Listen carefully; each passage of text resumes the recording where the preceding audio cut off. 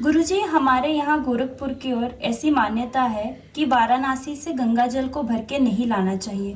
बहुत सारे पंडित, ज्योतिष और धर्मगुरु भी इसके लिए मना करते हैं। इसीलिए मैं अपने ससुराल के होते हुए भी यहाँ से गंगा जल नहीं ला पाती हूँ। क्या ये बात सही है गुरुजी? एक्चुअली गंगोत्री जो है वो हिमालय का शिखा है, हिमालय का शीश है, हिमालय का मुख है। और भी उत्तम माना गया है मानसरोवर का, जहाँ माना गया है कि भगवान शिव की जटाओं से ही गंगा प्रस्तारित है, वहीं से विस्तारित है। लेकिन बनारस में गंगा एक तरह से कहते हैं कि शिव के पैरों को छूती है। तो थोड़ा सा वहाँ इसलिए उसको माना गया कि बनारस तक जाते जाते गंगा की वो स्निग्धता, हालांकि गंगा तो गंगा सागर तक वैसी ही है, पर उसमें एक मान्यता यही रखी गई कि जितना ऊर्ध्वगामी स्थान से आप जल का संचय करेंगे, उसमें पवित्रता, दिव्यता, उसका प्रताप, उसकी स्निग्धता, उसके एनर्जी वो डिफरेंट होती है।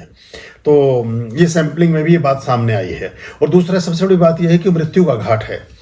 जिस बनारस जो है दुनिया का सबसे बड़ा ऐसा घाट है जहाँ शमशान है, सबसे बड़ा शमशान है, और वहाँ प्रतिदिन चिताएं जलाई जाती हैं और वो फिर उनकी जो राख है, भस्म है, वो भी गंगा को अर्पित की जाती है।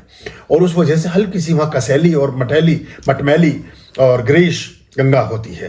तो उस विचार से भी ये कहा गया कि पता नहीं को कितने लंबे रोगों के बाद या किस तरह से कोई व्यक्ति में प्राणांत करता है तो उस जल की शुद्धि को लेकर के विचार रहता है, इसलिए उसको स्वीकार्य नहीं माना गया है शास्त्रों में और हमारी परंपराओं में, और हमारी एक अपनी शैली और जीवन में चीज़ों को स्वीकार करने की एक ढंग है, उसमें उसको पृथक रखा गया है।